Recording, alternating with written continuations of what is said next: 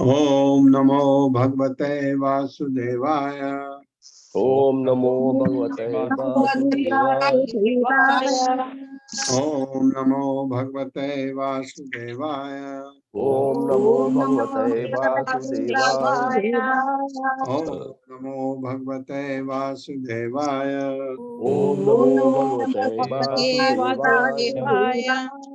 नारायणं नमस्कृत्य नरं चैव नरोत्तमं देवीं सरस्वतीं व्यासं ततो जयमुदीरयेत्। नष्टप्रायेषु भद्रेषु नष्टप्रायेषु भद्रेषु नित्यं भागवत सेवया नित्यं भागवत सेवया भगवते उत्तमा श्लोके भगवते श्लोके भक्तिर्भवति नैष्ठिकी। भक्तिर्भवति नैष्ठिकी। हरे कृष्णा, सबका स्वागत है। हरे कृष्ण प्रभु जी। प्रभु जी। हरे कृष्ण प्रभु जी, दंडवत प्रणाम। हरे कृष्णा माता जी, हरे कृष्णा। हरे कृष्ण प्रभु, दंडवत प्रणाम।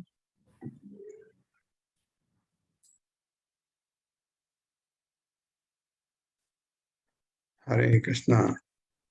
हरे कृष्ण प्रभु जी, दंडवत प्रणाम। हरे कृष्णा माता जी, हरे कृष्णा।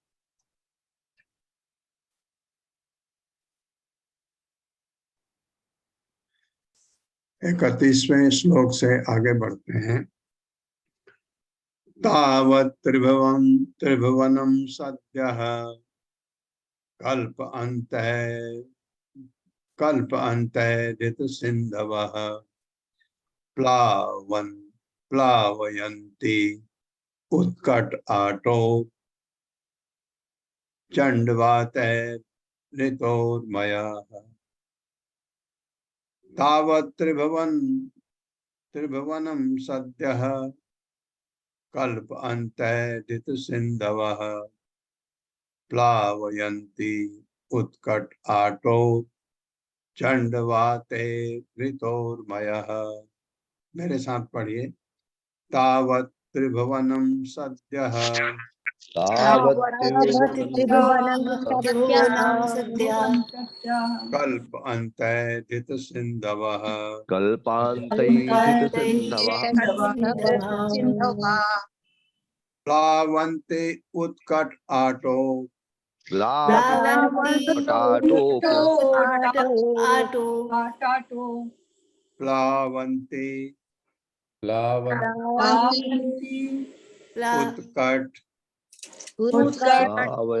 उत्कट आटो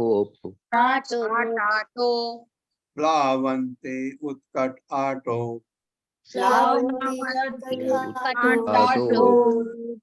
चंडवातैर्ऋतोर्मयः।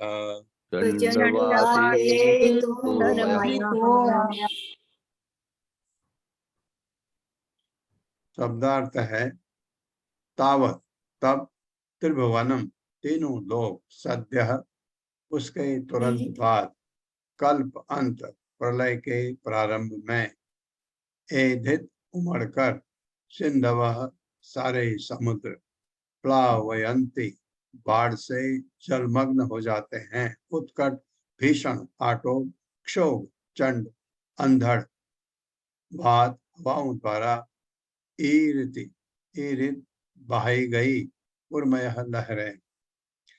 प्रलय के प्रारंभ में सारे समुद्र उमड़ आते हैं और भीषण हवाएं उग्र रूप से चलती हैं।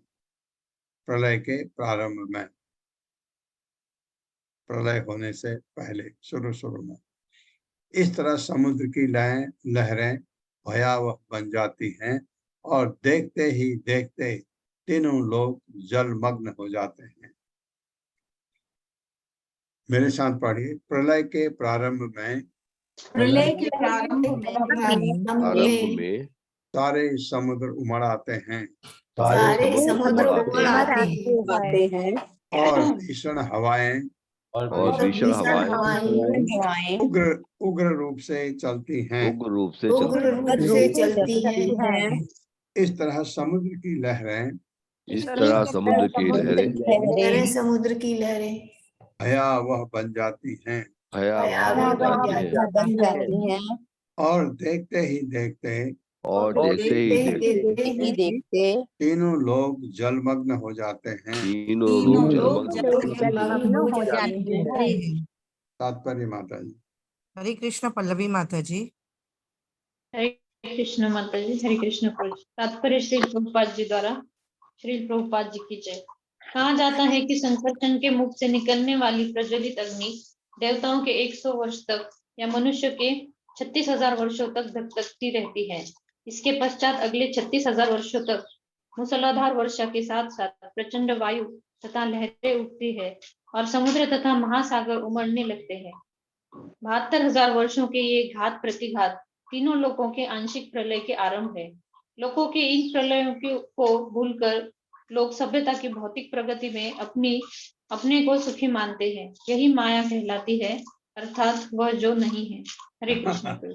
बहुत बहुत अच्छा। माया कहलाती, माया का अर्थ होता है वह जो नहीं है, ब्रह्म।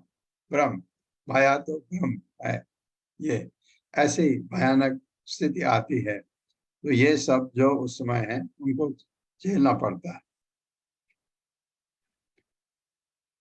अंतः स तस्मिन् सलिल आस्ते अनंत आसनो हरिः योग निद्रा निमीलाक्षः स्तूयमानो जनालय। मेरे साथ पढ़िए। अंतः स तस्मिन् सलिल अन्तः तस्मिन् सलिल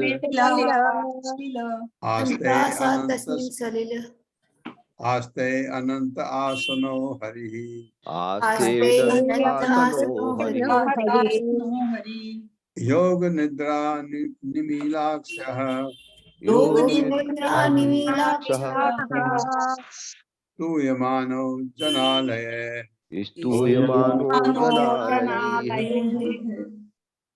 शब्दार्थ है अंतः भीतर, सह वह, तस्मिन् उस, सलिले जल में, आस्ते है अनंत, अनंत के, आसन आसन पर, हरि ही भगवान, योग योग की, निद्रा नींद, निमीक्ष अक्षः बंद आंखें, स्तूयमान प्रकीर्तित, जन आलय जन लोक के निवासियों द्वारा।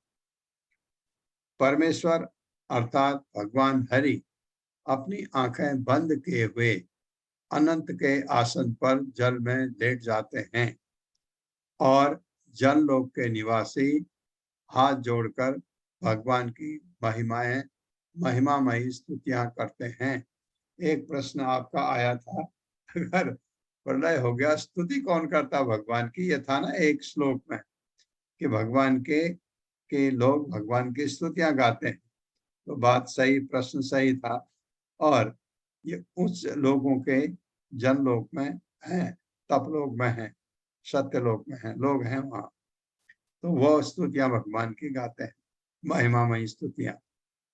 इन चीजों में वो परफेक्ट, उनको काफी ज्ञान होता है, ज्ञानी होते हैं, बहुत बहुत ज्ञानी, उनको पूरे वेदों का ज्ञान, सारे ग्रंथों का ज्ञान, बहुत सारे श्लोक याद, ऐसे लोग हैं, लेकिन भगवान के शुद्ध भक्त नहीं हैं। बहुत ज्ञानी हैं, जैसे ऋषि मुनि लोग बड़े ज्ञानी होते हैं, बहुत चीजें उनको आती हैं, लेकिन शुद्ध भक्त अलग चीज है। वो भगवान के महानतम भक्त हैं। जैसे आपने देखा देवता लोग भगवान के महान भक्त कहलाते हैं, वो उनसे कहीं ऊपर है। वो सतो गुण से भी ऊपर हैं। हो सकता है वो शुद्ध सत्व में भी हों, लेकिन वो क्या है, अपने अपने विचार होते हैं उनके। जिससे मुनि है ना, मुनि लोग आपस में एक चीज पर उनके अलग अलग तर्क होते हैं, और भगवान के जो भक्त हैं उनके कोई अलग अलग तर्क नहीं। भगवान परम है, सेव्य हैं, और हम सेवक हैं, ये उनको ध्यान आता है। शुद्ध भक्त और इनमें ये फर्क है, लेकिन ये महान हैं, भगवान के महान भक्त हैं, ये स्तुतियां करते हैं।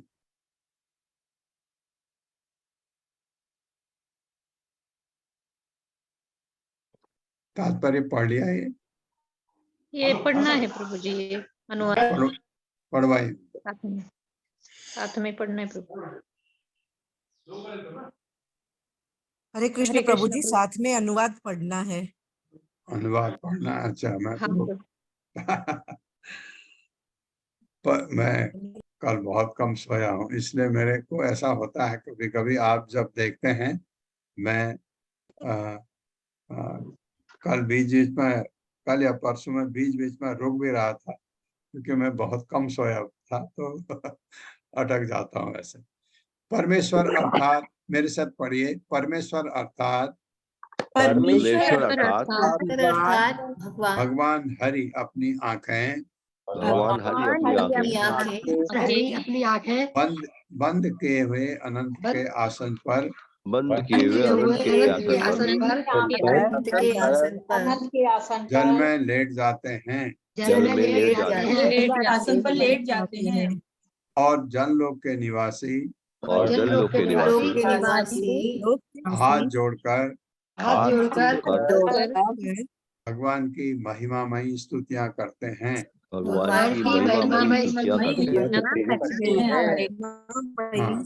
तात्पर्य हरे कृष्णा अशोक प्रभु जी।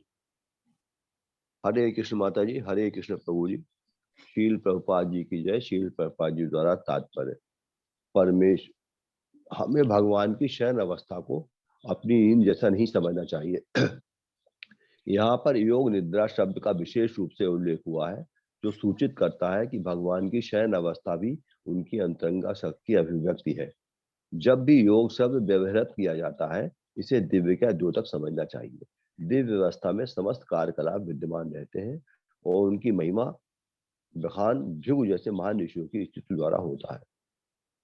हरे कृष्ण प्रभु जी, हरे कृष्ण। हरे कृष्ण। बहुत बहुत धन्यवाद।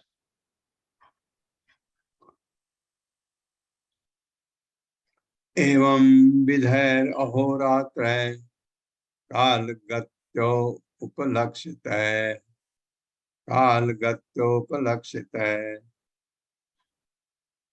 अपक्षितम इव अस्यापि इवास्यापि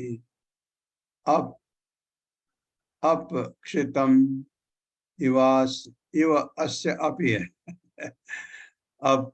अपक्षितम इवास्यापि परमायुर्वयः शतम् परम आयुर्वयः शतम्। मेरे साथ पढ़िए। एवं विधैर अहोरात्र एवं विधेय हो रात्रे कालगत्योपलक्षित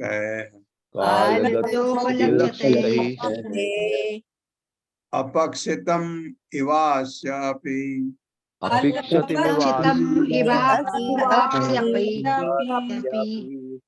परम आयुर्वयः शतम्।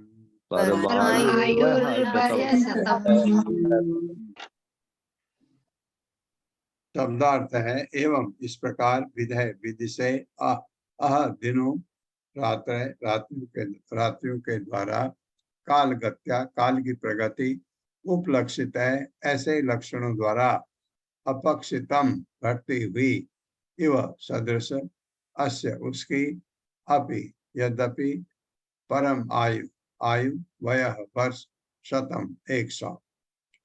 इस तरह ब्रह्मा जी समेत प्रत्येक जीव के लिए आयु की अवधि के क्षय की विधि विद्यमान रहती है। विभिन्न कालों में काल के संदर्भ में हर किसी जीव की आयु केवल 100 वर्ष तक होती है। मेरे साथ पढ़िए। इस तरह ब्रह्मा जी समेत प्रत्येक जीव के लिए आयु की अवधि के क्षय की विधि विद्यमान रहती है। हाँ, मतलब हर एक की आयु कम होती रहती है। ये मतलब विभिन्न लोकों में काल के संदर्भ में हर किसी जीव की आयु केवल 100 वर्ष तक होती है। हाँ, तात्पर्य। हरे कृष्णा त्री माता जी। हरे कृष्ण। तात्पर्य शील प्रभुपाद की जय। शील प्रभुपाद के द्वारा विभिन्न जीवों के लिए विभिन्न लोकों में कालावधि के अनुसार हर जीव 100 वर्ष तक जीवित रहता है। जीवन के ये 100 वर्ष प्रत्येक अवस्था में समान नहीं होता। 100 वर्षों के सबसे दीर्घायु ब्रह्मा की होती है और ब्रह्मा का जीवन बहुत दीर्घ होने पर भी समय आने पर वो समाप्त हो जाता है। ब्रह्मा भी अपनी मृत्यु से भयभीत रहते हैं, अतः वे श्री भगवान की भक्ति करते हैं। जिससे वे माया के पास से छुटकारा पा सके। हाँ, पशुओं में उत्तरदायित्व का कोई बोध नहीं होता, किंतु मनुष्य भी जिनमें उत्तरदायित्व का बोध विकसित रहता है, श्री भगवान की भक्ति में लगे बिना अपना अमूल्य समय व्यर्थ खोते रहते हैं। वे आसन्न मृत्यु से डरे बिना मौत से रहते हैं। ये मानव समाज का पागलपन है। पागल मनुष्य को जीवन में कोई उत्तरदायित्व नहीं होता। इसी तरह जो मनुष्य मरने के पूर्व उत्तरदायित्व का बोध विकसित नहीं कर लेता, वो उस पागल व्यक्ति के समान है जो भविष्य की किसी प्रकार की चिंता किए बिना भौतिक जीवन का आनंद लेना चाहता है। ये आवश्यक है कि प्रत्येक मनुष्य अगले जीवन के लिए अपने आप को तैयार करने हेतु उत्तरदायी बने, भले ही उसके आयु इस ब्रह्मांड के सबसे बड़े प्राणी ब्रह्मा जितने क्यों ना हो। हरे कृष्ण। हरे कृष्णा माता जी, धन्यवाद। ये एक्चुअली बहुत सारे लोग होते हैं, आपने देखा कि बहुत मस्त होते हैं, खुश रहते हैं हमेशा और सबको खुश भी करते हैं। ऐसे देखे हैं मैंने अपने जिंदगी में, काफी लोग देखे हैं ऐसे। वो हमेशा खुश रहते हैं हर परिस्थिति में। हर परिस्थिति में कोई दुख का काम भी आए, उसमें भी वो खुशी खुशी उसको निकाल देते हैं, तो सब उनकी तारीफ करते हैं। बहुत अच्छी बात है। लेकिन ये पागलपन है अगर आपको अगले जीवन का ध्यान नहीं है, तो ये प्रभुपाद कह रहे हैं। ये बहुत ही अच्छी बात है। ऐसे आप रहो, ऐसे रहते रहते भक्ति करो, सबको भक्ति सिखाओ, क्योंकि ऐसे व्यक्ति की बातें सभी लोग सुनना चाहते हैं। वो अगर थोड़ा भक्ति की बातें सुनाए, किसी भी ढंग से लोगों में तक पहुंचाए और अपना भी भक्ति करके अगला जन्म सुधारे, तो ये बहुत अच्छा है। नहीं तो ये पागलपन है।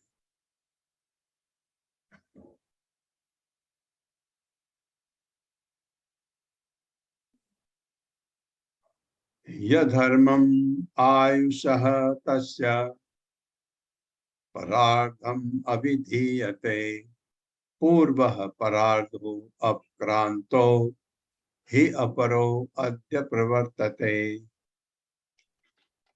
यधर्मं आयुषः तस्य परार्थम अभिधीयते पूर्वः परार्थो अपक्रांतो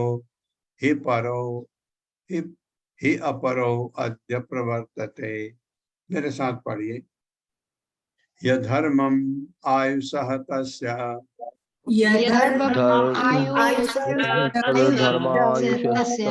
आयुस्तस्य परार्थम अभिधीयते पूर्वः परार्थो अपक्रांतो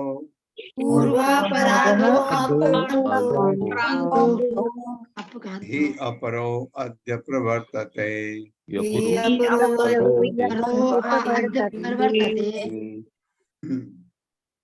शब्दार्थ है यत जो अधर्म आधा,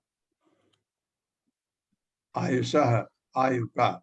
ये देखिए, यह धर्मम मैंने पढ़ा था और ये क्या है? यत अधर्म, यत अधर्म आयुष। तो यत जो अधर्म आधा, आयुषः आयु का, तस्य उसका, परार्थम एक परार्थ, अभिधीयते कहलाता है, पूर्व पहले वाला, पर अर्ध आधी आयु, अपक्रांत बीत जाने पर ही निश्चय ही, अपरह बाद वाला, अद्य इस युग में प्रवर्तते प्रारंभ करेगा। ब्रह्मा के जीवन के 100 वर्ष दो भागों में विभक्त हैं। प्रथम अर्ध, द्वितीय अर्ध, या परार्ध भी कहते हैं द्वितीय अर्ध को। ब्रह्मा के जीवन का प्रथम अर्ध समाप्त हो चुका है। ब्रह्मा जी के 50 साल पूरे हो चुके हैं। अभी द्वितीय अर्ध चल रहा है और द्वितीय अर्ध अब चल रहा है ब्रह्मा जी का। ये पहले समझ के कुछ फिर बताएंगे बाद में। ये मेरे साथ पढ़े। ब्रह्मा के जीवन के 100 वर्ष दो भागों में विभक्त है। दो भागों में विभक्त है। प्रथमार्ध प्रथमार्ध तथा द्वितीयार्ध तथा तृतीयार्ध या परार्ध। अपरार्ध। द्वितीयार्ध को परार्ध भी बोलते हैं। ब्रह्मा के जीवन का ब्रह्मा के जीवन का प्रथमार्ध समाप्त हो चुका है प्रथमार्ध समाप्त हो चुका है और द्वितीयार्ध अब चल रहा है। और द्वितीयार्ध तृतीयार्ध अब चल रहा है। ब्रह्मा जी का 51वां वर्ष चल रहा है अभी। उनके हिसाब से ना, हमारा नहीं। ब्रह्मा जी की उम्र बहुत लंबी है। तात्पर्य माता जी। हरे कृष्णा संतोषी गुप्ता माता जी। हरे कृष्ण प्रभु जी, दंडवत प्रणाम। हरे कृष्ण माता जी। तात्पर्य, इन ग्रंथ में अनेक स्थलों पर ब्रह्मा के जीवन के 100 वर्षों की अवधि की व्याख्या की जा चुकी है और भगवत गीता में भी इसका वर्णन हुआ है। ब्रह्मा की आयु के 50 वर्ष बीत चुके हैं और अगले 50 वर्ष अभी पूरे होने हैं, तब ब्रह्मा के लिए भी मृत्यु अपरिहार्य हो जाएगी। हरे कृष्ण प्रभु जी। हरे कृष्णा। अब ब्रह्मा जी जो है भगवान के महान भक्त तो हैं, तो उनका वैकुंठ जाने का चांस बहुत ज्यादा होता है। तो ये ब्रह्मा जी का अभी ये हमने भगवत गीता के 4थे अध्याय में बहुत विस्तृत रूप से ये बताया था। 35वां श्लोक है, पूर्वस्य आदौ परार्धस्य ब्रह्मो नाम महान भूत कल्पो यत्र अवद ब्रह्मा शब्द ब्रह्मेति यम विदुः। पूर्वस्य आदौ परार्धस्य ब्रह्मो नाम महान भूत कल्पो यत्र अभवद ब्रह्मा कल्पो यत्र अभवद ब्रह्मा शब्द ब्रह्मेति यम विदुः। मेरे साथ पढ़िए। पूर्व अस्य आदौ परार्धस्य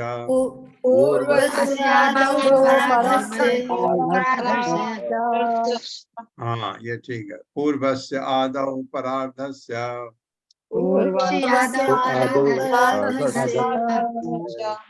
ब्रह्मो नाम महान भूत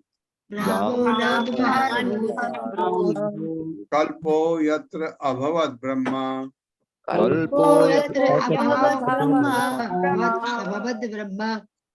शब्द ब्रह्मेति यम विदुः।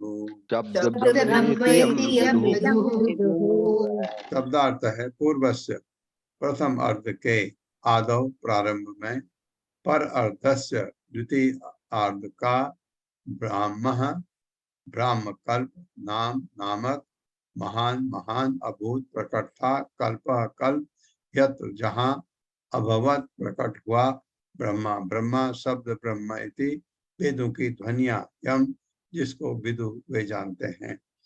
ब्रह्मा के जीवन के प्रथमार्ध के प्रारंभ में ब्रह्मा कल्प नामक कल्प था, ब्राह्म कल्प नामक कल्प था।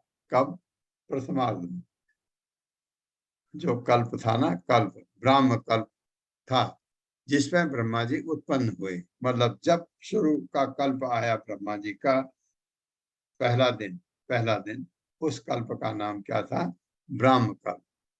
वेदों का जन्म ब्रह्मा के जन्म के साथ साथ हुआ। तो वेद तभी आए जब ब्रह्मा जी का पहला कल्प था, ब्राह्म कल्प में। मेरे साथ पढ़िए। ब्रह्मा के जीवन के प्रथमार्ध के प्रारंभ में ब्राह्म कल्प नामक कल्प था।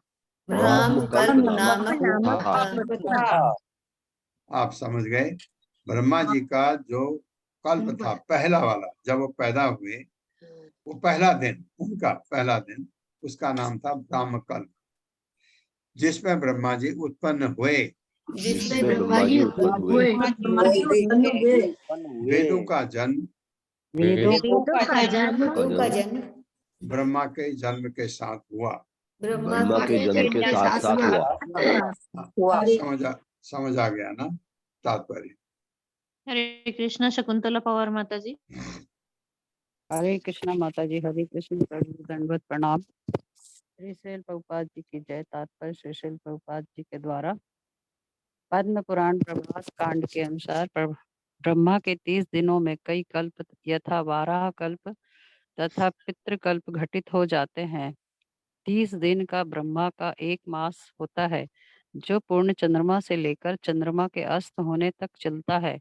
ऐसे 12 मासों से पूरा वर्ष बनता है और 50 वर्ष एक परार्ध को पूरा करते हैं, अर्थात ब्रह्मा की आयु के आधे के तुल्य होते हैं। भगवान का श्वेत 12 प्राकट्य ब्रह्मा का पहला जन्मदिन है। ब्रह्मा की जन्म तिथि हिंदू ज्योतिष गणना के अनुसार मार्च मास में पड़ती है। यह कथन श्रील विश्वनाथ चक्रवर्ती ठाकुर की व्याख्या से जैसे का तैसा उद्धृत है।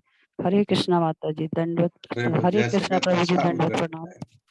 जैसे का तैसा उद्धृत है, जैसा उन्होंने कहा वैसा ले लिया। महान आचार्य थे विश्वनाथ चक्रवर्ती ठाकुर। आप पढ़ते हैं ना गुरु अष्टक जो है, संसार दावा निर्लोक त्रायण कारुण्य घना घनत्वम प्राप्तस्य कल्याण गुणानवस्य वंदे गुरु श्री चरणारविंदम, उनका लिखा हुआ है विश्वनाथ चक्रवर्ती ठाकुर। ये हमारे गुरु परंपरा में है। ये लोग जो कहते हैं हम उसको 100% सच मानते हैं, क्योंकि गुरु ने कहा। कौन है? भगवान का प्रतिनिधि, सब पता है। तो उन्होंने बहुत कुछ लिखा भी है, बहुत जगह पर उनके जब उन्होंने कहा ऐसा है, उसको मान लिया जाता है। प्रभुपाद उसको कोट करते हैं। तो पद्म पुराण के अनुसार ब्रह्मा जी के 30 दिन, ये तो हमको पता ही है। ब्रह्मा जी के 30 दिन हो गए, 1 महीना हो गया, 12 से गुणा किया और 50 से और गुणा करिए, ब्रह्मा जी के 50 साल निकल गए। और ब्रह्मा जी का एक कल्प कितना होता है? 4 युगों का जोड़ करिए 43,20,000 कुछ ऐसा आता है। 4,32,000 का कलयुग याद रखो आप, और याद नहीं भी रहे कोई बात नहीं। कलयुग 4,32,000 आपको याद होना चाहिए, क्योंकि इस युग में हम रह रहे हैं। 4,32,000, इसका दुगना द्वापर, कलयुग का तिगुना त्रेता, कलयुग का 4 गुना सतयुग, सबको जोड़िए, ये 43,20,000 करीब इतना कुछ आता है। ऐसे 71 दिव्य युग का एक मनवंतर होता है। और ब्रह्मा जी के कल्प में 14 मनु आते हैं।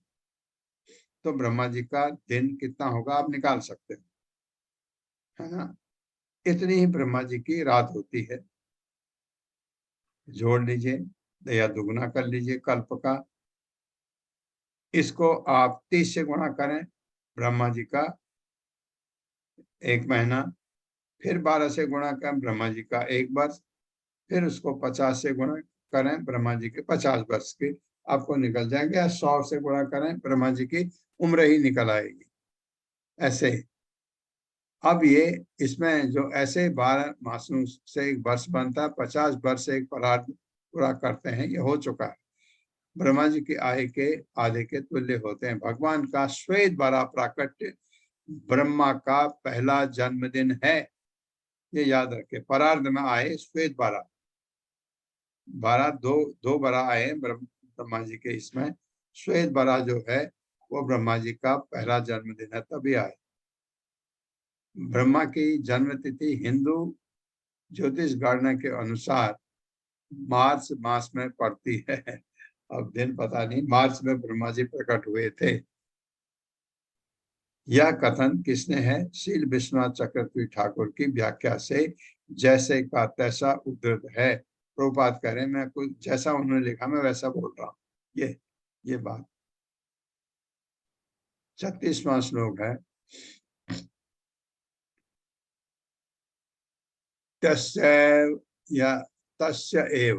तस्यैव च अन्ते कल्पो अभूत्यम् पाद्मम् अभिचक्षते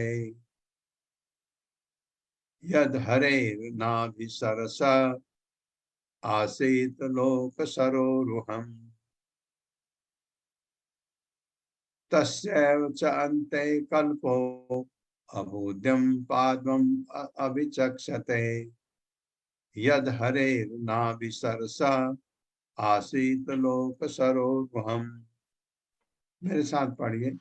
तस्यैव च अन्ते कल्पो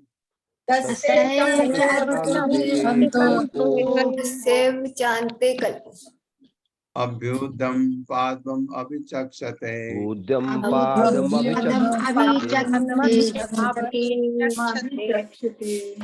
यद हरेर्नाभिसरसा यद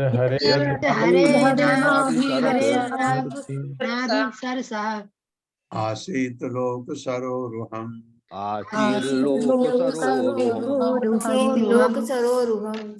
शब्दार्थ है तस्य ब्रह्म कल्प का एव निश्चय ही च भी अंते के अंत में कल्प अभूत उत्पन्न हुआ यम जो पाद्मम पाद्य अभिचक्षते कहलाता है यत जिसमें हरे भगवान की नाभि में सरसह जलाशय से आसी था लोक ब्रह्मांड सरोरुहम कमल। प्रथम ब्राह्म कल्प के बाद का कल्प सुनिए आप। प्रथम ब्राह्म कल्प के बाद का कल्प पाद्म कल्प कहलाता है। प्रथम कल्प आया, पहला दिन हुआ, उसके बाद का कल्प दूसरा दिन हो गया, उसका नाम क्या है? पाद्म कल्प कहलाता है। क्योंकि उस काल में विश्व रूप कमल का फूल भगवान हरि के नाभि रूपी जलाशय से प्रकट हुआ। वो तो होता तो कमल फूल से ही है। कमल का फूल भगवान हरि के नाम, अच्छा, हरि नाम भगवान के नाभि से के रूपी जलाशय से प्रकट हुआ। हरि कहा गया भगवान को तब, किनको? गर्भोदक विष्णु को। पढ़िए मेरे साथ। प्रथम ब्राह्म कल्प के बाद का कल्प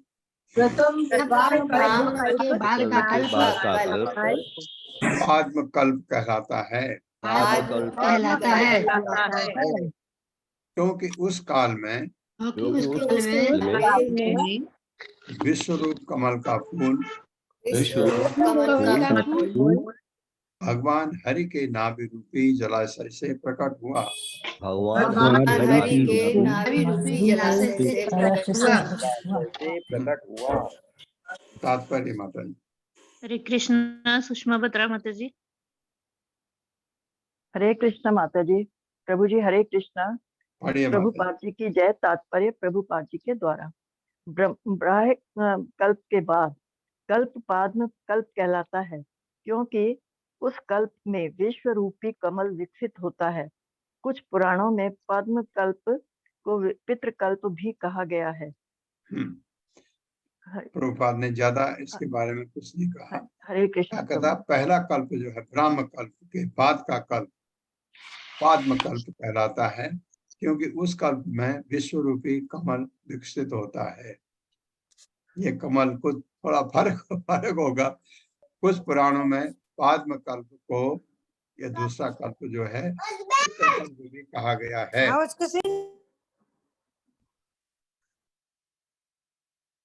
37वां श्लोक।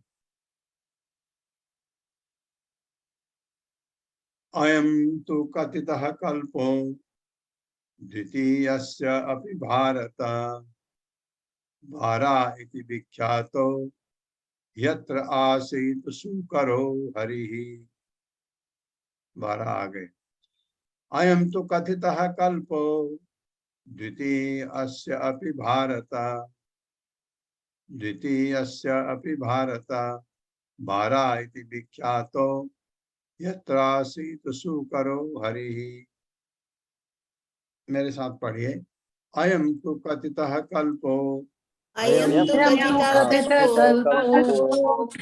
द्वितीयस्यापि भारत द्वितीयस्यापि भारत बारा इति विख्यातो बारः इति विख्यातो यत्र आसीत् शुकरो हरिः यत्र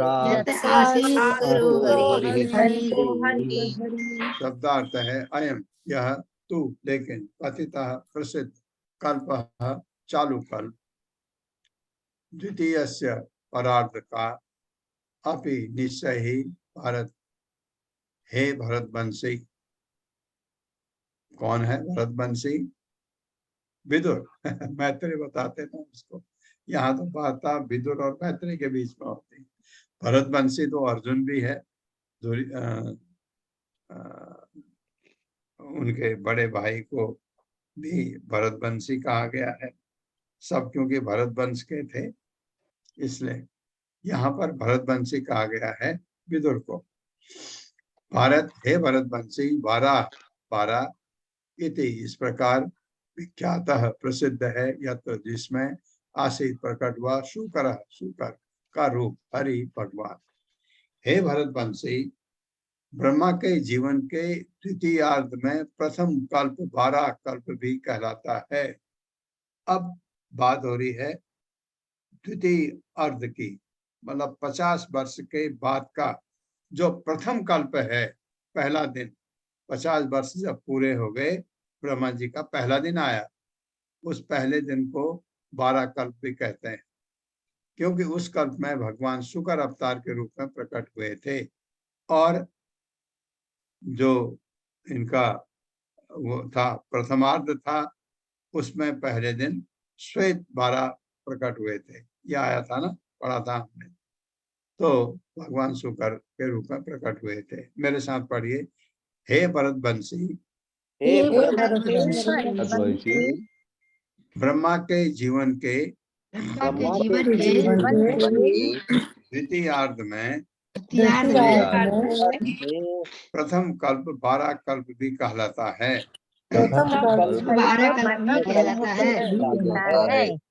क्योंकि उस कल्प में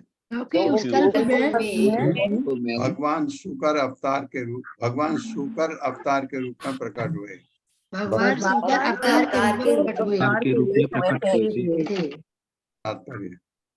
हरे कृष्णा सुधीर प्रभु जी।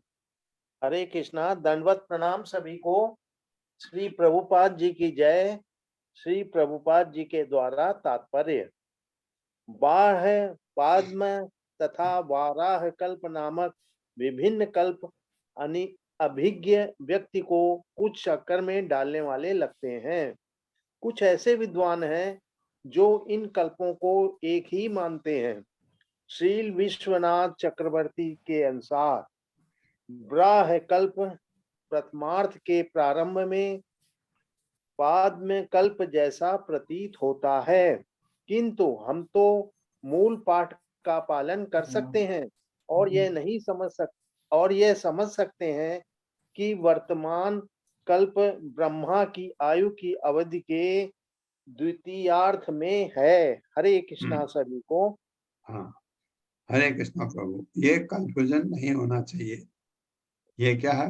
ब्राह्म पाद तथा 12 कल्प नामक विभिन्न कल्प अभिज्ञ व्यक्ति के में कुछ चक्कर में डालने में वाले लगते हैं।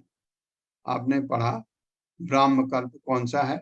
ब्रह्मा का पहला दिन जब वो पैदा हुए। पाद्म कल्प उसके दूसरे दिन का। 12 कल्प ये आया आपका द्वितीय अर्ध में है, प्रथम अर्ध में नहीं। द्वितीय अर्ध में प्रथम कल्प जो है उसको 12 कल्प कहते हैं, जो हमने इससे पहले वाले श्लोक में पढ़ा था। कुछ ऐसे विद्वान हैं जो इन कल्पों को एक ही मानते हैं। श्री विश्वनाथ चक्रवर्ती ठाकुर के अनुसार क्या कहते हैं वो? बाह्य ब्राह्म कल्प मतलब पहला कल्प प्रथमार्थ के प्रारंभ में पाद्म कल्प जैसा प्रतीत होता है, मतलब पहला और दूसरा एक जैसा प्रतीत। किंतु हम तो मूल पाठ का पालन कर सकते हैं या समझ सकते हैं कि वर्तमान कल्प ब्रह्मा की आयु के अवधि के द्वितीयार्ध में है। ये हम समझ सकते हैं।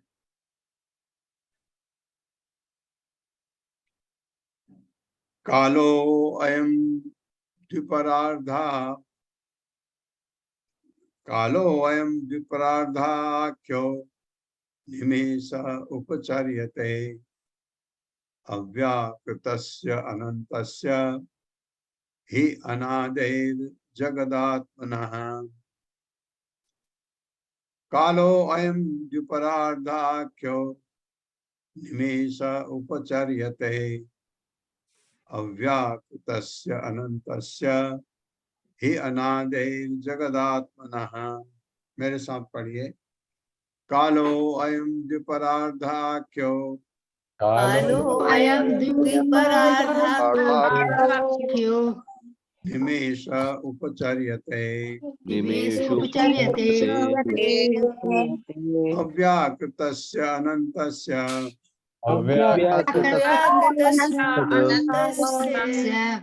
हि अनादेर जगदात्मनः।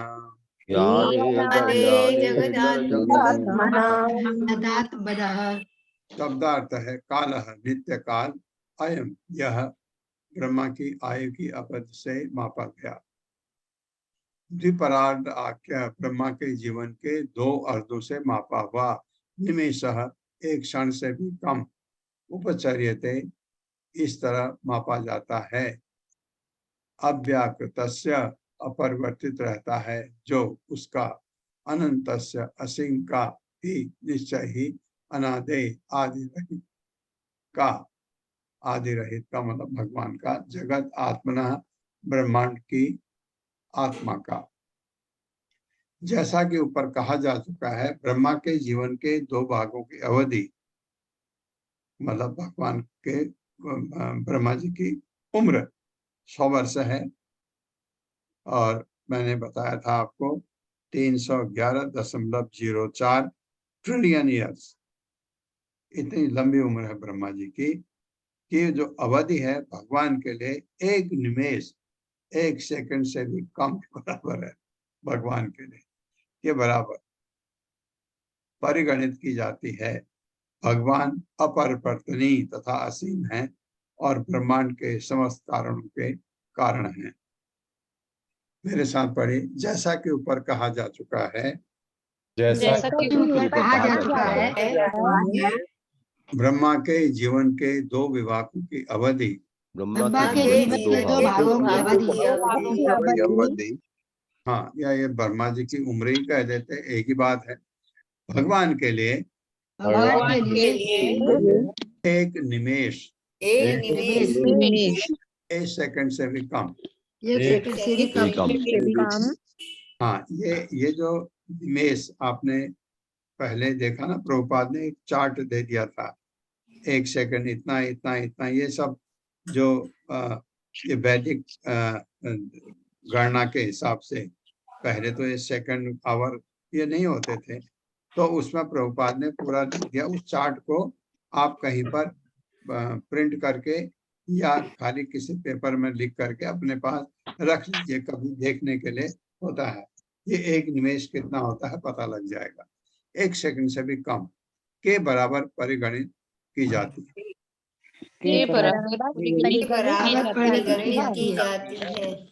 भगवान अपरिवर्तनीय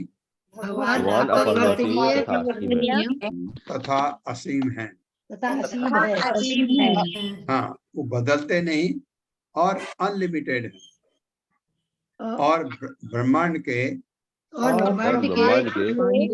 समस्त कारणों के कारण है। हाँ, आपको कुछ देखता है, अरे ये क्या है, भगवान के कारण।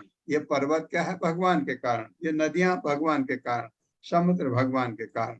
जो भी आपको दिखता है सब कारणों के वो कारण हैं भगवान। तात्पर्य। हरे कृष्ण। सुधा गुप्ता माता जी। हरे कृष्ण प्रभु जी, हरे कृष्ण माता जी, हरे कृष्ण सभी को धन्यवाद। श्री प्रभुपाद की जय। श्री प्रभुपाद के द्वारा महर्षि मैत्रेय ने काल के विभिन्न मापों का परमाणु से लेकर ब्रह्मा की आयु की अवधि तक का पर्याप्त विवरण दिया है। अब वे अनंत भगवान के काल का कुछ अनुमान प्रस्तुत करने का प्रयास कर रहे हैं। वे उनके असीम काल का संकेत ब्रह्मा के जीवन के मानदंड द्वारा देते हैं। ब्रह्मा की पूरी आयु की गणना भगवान के काल के 1 सेकंड से भी कम है और वह ब्रह्म संहिता के 5.48 में इस प्रकार बतलाई गई है। यस एक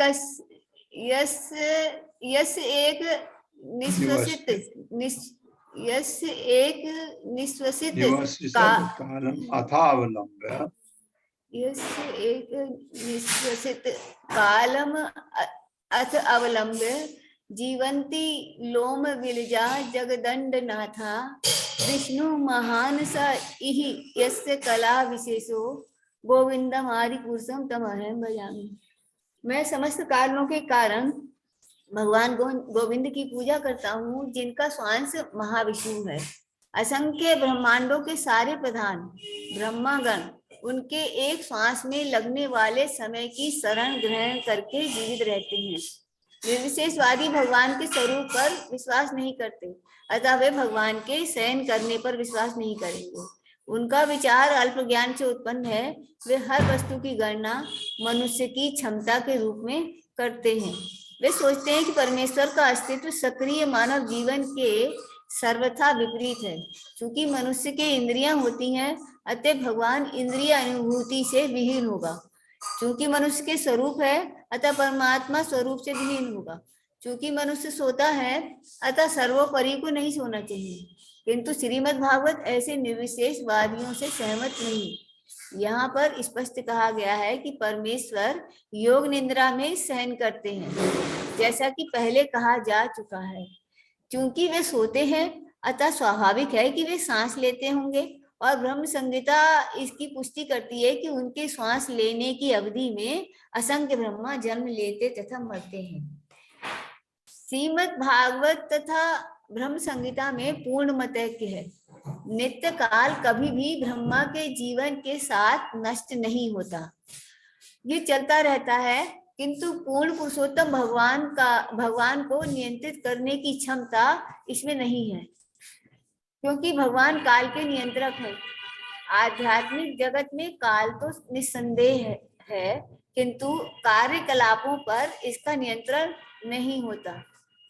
काल असीम है और आध्यात्मिक जगत भी असीम है, क्योंकि वहां पर हर वस्तु परम स्तर पर विद्यमान रहती है। हरे कृष्ण। हरे कृष्ण माता जी, बहुत अच्छी तरह आप श्लोक पढ़ लेती हैं, बड़ी अच्छी बात है। ये जो कहा है, यस्य निश्वसित कालम अथावलंब जीवन्ति लोम बिलजा जगदंड नाथ विष्णुर महान स इहि यस्य कला विशेषो गोविंदम आदि पुरुषम तमहं भजामि। तो ये ब्रह्म संहिता का एक श्लोक है, जिसमें मैं समस्त कारणों के कारण भगवान गोविंद की पूजा करता हूँ, जिनका श्वास महाविष्णु है, जिनका श्वास, जिनका अंश है भगवान कृष्ण का, गोविंद का। महाविष्णु भगवान के अंश हैं, अपने भगवान विष्णु के रूप में, महाविष्णु के रूप में अपने को विस्तार करते हैं। किसके लिए? सृष्टि करने के लिए।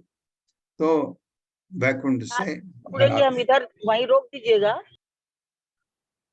वैकुंठ से बाहर आकर के सृष्टि करते हैं। तो महाविष्णु फिर अपना विस्तार करते हैं, किसमें? गर्भोदक्षय विष्णु और क्षीरोदक्षय विष्णु में। तो इनका क्या है, जब महाविष्णु श्वास छोड़ते हैं, असंख्य ब्रह्मांड पैदा होते हैं और वो श्वास अंदर लेते हैं, सारे ब्रह्मांड उनमें चले जाते हैं सारे। और लेकिन इसके अलावा कुछ और होता है। क्या? ब्रह्मा जी का कल्प। जैसे महाविष्णु ने श्वास छोड़ा, इतने ब्रह्मांड बन गए। हर ब्रह्मांड में कारणोदक्षय विष्णु विस्तार करके गर्भोदक्षय विष्णु के रूप में अपने को वहां प्रकट करते हैं। जब ब्रह्मा जी का दिन पूरा होता है तो हम सब ब्रह्मा जी उसमें गर्भोदक्षय विष्णु में चले जाते हैं। अभी उनकी श्वास वो अंदर नहीं हुई, इसकी कारणोदक्षय विष्णु की। अब ब्रह्मा जी के ये कल्प चलते रहते हैं। जब ब्रह्मा जी की उम्र पूरी हो जाती है, एक एक ब्रह्मांड की नहीं, सारे ब्रह्मांड की उम्र एक सी है। ये जब पूरा होता है तो क्या होता है, भगवान जो सांस बाहर छोड़ी थी उस सांस को अंदर करते हैं। तो सबके सब आपके सारे ब्रह्मांड, आप ऐसा समझो कि सारे ब्रह्मांड के गर्भोदक्षयी विष्णु महाविष्णु में चले जाते हैं, कारणोदक्षयी विष्णु। ये इसकी बात कर रहे हैं। तो इतना कम समय में उनके लिए, हमारे लिए तो ये समय ऐसा है, इस समय को अगर मैं मैथमेटिक्स में एक, हिंदी में असीमित कहते हैं, मैथमेटिक्स में इनफाइनाइट वर्ड होता है, हम फिजिक्स में मैथमेटिक्स में यूज करते हैं। अगर कोई समय इतना लंबा हो जो हमारे लिए बहुत असीमित है, हम उसको इनफाइनाइट ले लेते हैं। मतलब ब्रह्मा जी की उम्र हमारे लिए इनफाइनाइट, तो इतना लंबा काल हमारे लिए होता नहीं है। तो ये जो है असीमित, ब्रह्मा जी की उम्र असीमित है, और उसके बाद उनकी तो बात ही क्या कहें। तो भगवान इसलिए असीमित है, भगवान के लिए हम कहते हैं ना, उनके हर चीज असीमित है। निर्विशेषवादी भगवान के स्वरूप पर विश्वास नहीं करते, अतः वे भगवान के साइन पर विश्वास नहीं करेंगे। प्रभुपाद ने निर्विशेषवादियों को हर जगह उनके बगैर कोई तात्पर्य आप देखते हैं, कोई तात्पर्य जहां उनको मौका लगता है निर्विशेषवाद को जरूर लाते हैं, क्योंकि उससे हमारी भक्ति में बाधा पड़ती है निर्विशेषवाद से। तो कोई उधर को न चला जाए। जो कृष्ण भक्त हैं, जो गोविंद के भक्त हैं, वो इस चीज को अच्छी तरह समझें, इसलिए वो बार बार बार बार इसको देते रहते हैं। क्योंकि जब उन्होंने ग्रंथों की को ट्रांसलेट किया, उस समय ये निर्विशेषवाद वालों ने काफी, जब उनका जोर चल रहा था, तो प्रभुपाद को ये बताने की जरूरत पड़ी। तो निर्विशेषवाद भगवान के स्वरूप पर वो विश्वास ही नहीं करते, वो तो ब्रह्म ज्योति पर है, तो भगवान के शयन करने पर विश्वास ही नहीं करते। वो भगवान सांस लेते हैं, ये उनके उससे बाहर है। तो जब भगवान सोते हैं तब वो कहते हैं वस्तुतः वो श्वास लेते भी होंगे, श्वास छोड़ा उन्होंने तो ब्रह्मांड पैदा हो गए, तो वो श्वास तो श्वास ही है ना। तो प्रभुपाद उसको प्रूव करना चाह रहे हैं कि चूंकि मनुष्य के इंद्रियां होती है, अतः भगवान इंद्रिय अनुभूति से विहीन होगा, वो ऐसा सोचते हैं। परमात्मा अतः परमात्मा स्वरूप से विहीन होगा, क्योंकि मनुष्य सोता है, अतः सर्वोपरि को नहीं सोना चाहिए, ऐसा वो सोचते हैं। किंतु श्रीमद् भागवत ऐसे निर्विशेष बातों से सहमत नहीं। यहाँ पर स्पष्ट कहा गया है कि परमेश्वर योग निद्रा में शयन करते हैं, जैसा पहले कहा जा चुका है। क्योंकि वे सोते हैं, अतः स्वाभाविक है वे सांस लेते होंगे। और ब्रह्म संहिता इसकी पुष्टि करती है। उनके श्वास लेने की अवधि में असंख्य ब्रह्मांड उत्पन्न होते हैं, ये उत्पन्न होते हैं और मरते हैं। श्रीमद् भागवत का ब्रह्म संहिता में पूर्ण मत एक है, दोनों का मत एक सा ही है। नित्य काल कभी भी ब्रह्मा के जीवन के साथ नष्ट नहीं होता। काल, ये आखिरी वाला पैरा बहुत इंपॉर्टेंट है। काल नष्ट नहीं होता, काल चलता रहता है। कहाँ नहीं चलता है? वैकुंठ में नहीं चलता, हमारे भौतिक जगत में तो चलता ही रहता है। किंतु पूर्ण पुरुषोत्तम भगवान को नियंत्रित करने की क्षमता इसमें नहीं है, क्योंकि काल वहां होता ही नहीं। क्योंकि भगवान काल के नियंत्रक हैं। जैसे भगवान माया के नियंत्रक हैं, वैसे काल के भी नियंत्रक हैं। आध्यात्मिक जगत में काल तो निसंदेह है,